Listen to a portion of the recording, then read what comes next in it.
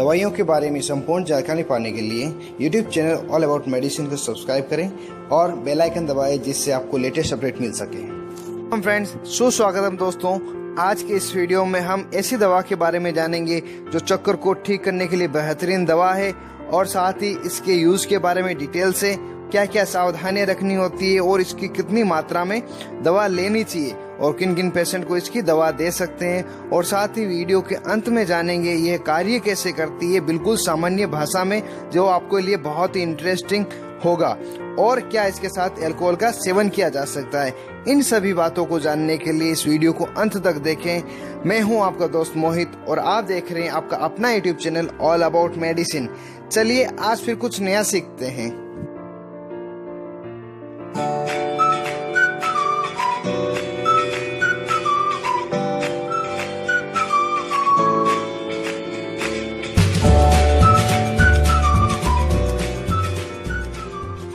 Hello friends, मेडिटॉक की इस series में आज हम जिस दवा के बारे में बात करेंगे उसका नाम सिनारेजिन है। ये दवा का जेनरिक नेम है। ये एंटाहिस्टामिन और कैल्शियम चैनल ब्लॉकर ग्रुप की एक दवा है जो चक्कर और उल्टी को रोकने के लिए प्रयोग में लाई जाती है। दोस्तों, इसके ब्रांड्स के बारे में जानते हैं। मार्केट में जो इसके ब्रांड अवेलेबल है वो सिनिजेन, स्ट्रिगोरोन, सिनीरोन, डिजिकाइंड, वर्टिगोन, वर्टिजिन, ये खूब ब्रांड्स है। और इसके अलावा भी खूब सारे ब्रांड्स मार्केट में अवेलेबल हैं। लेकिन दोस्तों, आपको इस दवा को जेनरिक नाम से जानना है, जो इसका नाम है सिनारेजिन। जो ये ब्रांड्स आप स्क्रीन पे देख पा रहे हैं, सभी ब्रांड नेम के ऊपर बारीक अक्षरों में सिर्फ एक ही नाम लिखा है, वो सिनारेजिन। ये दवा का जेनरिक नेम है। इस नाम से अलग अलग ब्रांड्स के मार्केट में अवेलेबल रहती है दवाइयाँ, लेकिन कार्य सभी का एक ही रहता है। इसलिए सिनारेजिन टेबलेट को जानकर आप सभी ब्रांड्स को एक साथ में जान जाते हैं। दोस्तों, अब जो टेबलेट्स इसकी है सिनारेजिन की, जो मार्केट में अवेलेबल रहती है, 25 मिलीग्राम और 75 मिलीग्राम दो मात्रा में अवेलेबल रहती है, दो स्ट्रेंथ में अवेलेबल रहती है। और इसकी माउथ डिसॉल्विंग टेबलेट और डिस्पर्सेबल टेबलेट भी रहती है, जिसका असर जल्दी होता है। दोस्तों, अब इसके यूज के बारे में जानते हैं। सिनारेजिन का यूज क्या है, इसके बारे में डिटेल में बात करते हैं। इसका प्रयोग चक्कर और उल्टी दोनों को रोकने के लिए किया जाता है।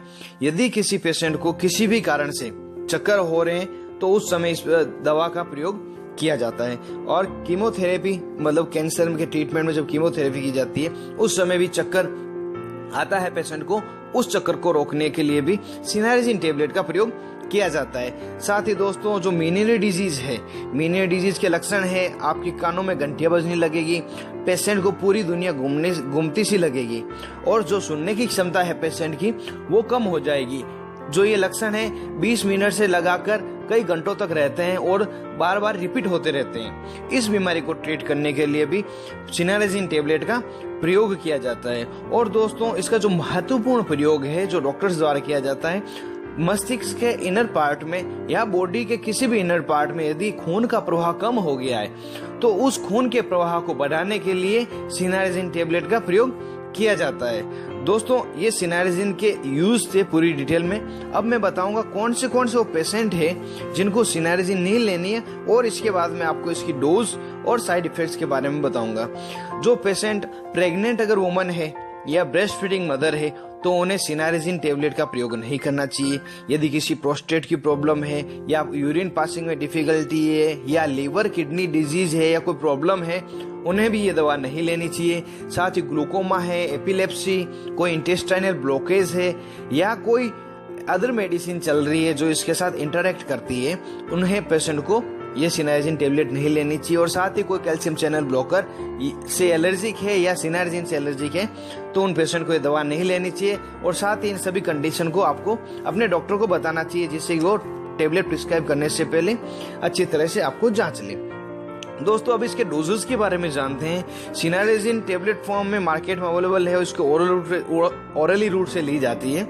और इसकी जो डोज है और डोज की जो फ्रीक्वेंसी है वो अलग अलग पेशेंट के पर अलग अलग कंडीशन पर अलग अलग रहती है। लेकिन इमरजेंसी की डोज के लिए, एडल्ट के लिए हम बात करते हैं तो अगर किसी को चक्कर आए तो 25 मिलीग्राम की टेबलेट इंस्टेंट पेशेंट को दी जाती है और इसे दिन में 2 बार से 3 बार तक रिपीट की जा सकती है। और 75 मिलीग्राम की टेबलेट सिनारेजिन की अवेलेबल है तो उसे दिन में एक बार दिया जाता है। और किसी मरीज को यात्रा के दौरान उल्टी या चक्कर हो रही है तो उससे रोकने के लिए भी सिनारेजिन टेबलेट दी जाती है।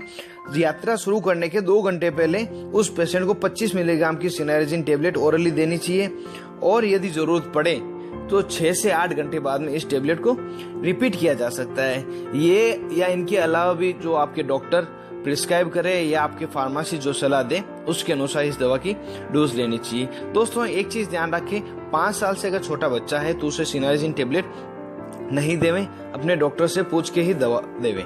और दोस्तों इसका जो असर है सिनारेजिन का ये लगभग 2 से 3 घंटे में होना शुरू होता है, इसीलिए जब यात्रा के दौरान ये दवा दी जाती है तो 2 घंटे पहले दी जाती है। इसके साइड इफेक्ट के बारे में बात करते हैं सिनारेजिन के।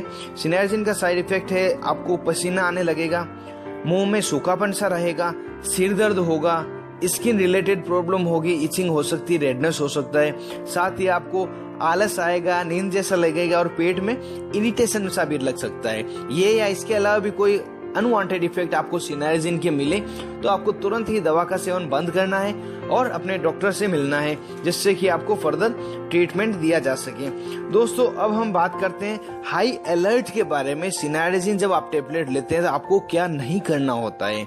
यदि आप सिनारेजिन टेबलेट ले रहे हैं तो आपको ये श्योरली ध्यान रखना है कि किसी भी सूरत में आपको ड्राइविंग नहीं करनी है, हैवी मशीनरी पर काम नहीं करना है और न ही हाइट पे चढ़ना है, क्योंकि सिनारेजिन टेबलेट से ड्राउजीनेस होता है, मतलब नींद आने सा लगता है, तो एक्सीडेंट के चांसेस बढ़ जाते हैं। साथ ही इस सिनारेजिन टेबलेट लेने के बाद में आपको अल्कोहल किसी भी सूरत में नहीं पीना है, क्योंकि अल्कोहल से भी ड्राउजीनेस होता है और सिनारेजिन से भी ड्राउजीनेस होता है।